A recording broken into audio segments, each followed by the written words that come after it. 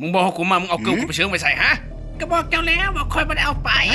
มันเราไม่ได้เอาไป จีบมึงดู ฮะเอาแน่นบ่เกิร์ลกูมันแพงอะไรกูซื้อมาจากปักซี่ผมไม่ มึงก็ลองสอบถามมันเบิ่งว่ามันเอาไปใส่เกิร์ลมึงนะ มึงบอกกูมาจะดีว่ามึงเอาไปไว้ใช้เกิร์ลกูนะมาขอขี้ก็ยังว่ากูไม่ได้เอาไปเกิร์ลมึงยังกล้าเถียงกับกูใช่ป่ะแม่ชุบเจ้าว่ายังกันนี่มาเดี๋ยวนี้มึงมาเดี๋ยวนี้มึงมาเดี๋ยวนี้เกิร์ลกูเอาเชิงใส่มึงเห็นว่าอะไร สุดเจ้าพ่อชิฮูจักกับคนชิฮูจักคนคนนี้ดูมันรักเกิร์ลไป บักฮามึงยาเด้อ เย็นๆก่อนเชียวเขามาแล้ว แม่ชุบเจ้าเฮ็ดอีหยังกันสบายดีปักดำ สบายดี บ่ต้องเอาอย่างหลายนะมาเว้าน้ำมันนี่มันเอาเกิร์ลค่อยไปนี่ คือเจ้าพ่อชิฮูจักชายคนนี้บอก นักล่ามึงเอาเกิร์ลไปเขาไปแล้วเขายังบ่เชื่อข่อยจะได้ก็บ่เชื่อข่อยคือว่ามันบ่จักหยังนะมันเป็นคนประสาทนะมันบ่รู้ว่ามันเอาเกิร์ลไปไว้ใส่ ถามที่ดีแม่ใหญ่เจ้าพ่อชิฮูจักประวัติมันบอกว่ามันเคยเฮ็ดหยังมาก่อน ขับรถนะกูตอนห่ำมาได้เป็นอะไรก็ยากก็ต้องขอโทษแทนทุกเจ้าก็แล้วกันฮะขอโทษบ่โอ้ ใจเย็นๆบักเชียวใจเย็นก่อนบักเชียวลองถามมันก็ครับลูก นี่ป้าบ่แม่นเอ้ยเฮานี่ก็บ่ได้คิดเสียดายนะเกิบนะแต่ว่ามันเข้าใจทุกเจ้าคือกันแต่บ่ฮู้ว่าเกิบทุกเจ้าน่ะมันเป็นยี่ห้อแม่นความเอ้ยแหละมาแล้วเตียวปาดเด็กน้อยขี้บ่แกงนี่จักไผเอาเกิบมันไป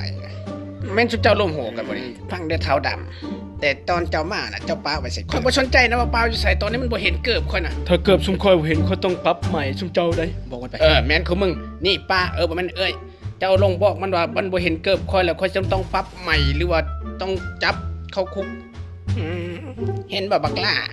มึงต้องไปหาเกิบมาให้เขาเดี๋ยวนี้บ่ซั่นเขาสิจับมึงเข้าคุกได้มึงบอกก็มันไปแล้วเด้มันบ่ฟังความเองนะผู้เจ้าป้าบ่นึงไปมาหามึงนึงมันสิเป็นบ่แบบนั้นนะมันว่าหยังป้าเจ้าก็เบิ่งมันแหน่มันเป็นอะไรก็ได้เอ้า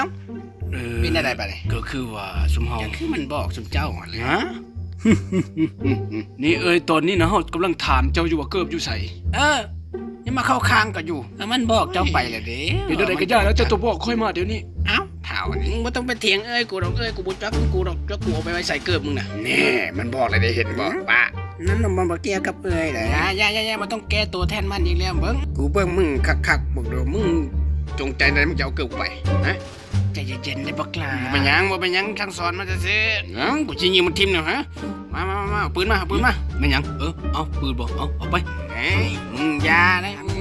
มึงบอกกูมาเดี๋ยวนี้มึงเอาเกินไปไว้ใส่ฮะบักคุขี้บักดำคอยสิยิงมันทันทีนะเดี๋ยวนี้สิยิงก็ยิงแล้วบักฮามึงเอามึงเห็นยังนึงมึงคือบ่ใช้ลูกในปืนนี่บ่ เอาลืมบ่เอาเข้าไป คนจังได๋บ่มีฮอดลูกปืนเว้ยบักอันนี้น่ะมึงเด้อมึงเอาสินับแต่1ฮอด3คันมึงบ่มึงตายนะบักดำ2บ่มา2ครั้งมอเตอร์ไซค์พาว่าตัวอะไรหัวไปแล้วมันไปแล้วโพดท่านได้ประเสริฐพันใดที่เป็นของทานตรงกูบอกมึงก็ได้ว่าเกิดมึงอยู่ใส่ เห็นว่ามันบอกมึงแล้วนี่ บ่มันบ่ต้องมาโตกูก็ได้เรามันแม่นอะไรได้ค่อยบอกก็ได้ว่าเกือบเจ้านั้นมาขับไป มันแม่นอีหลีบ่เอ่ย คือว่านั่นน่ะเนาะค่อยก็งงไปหมดเลยนี่นะ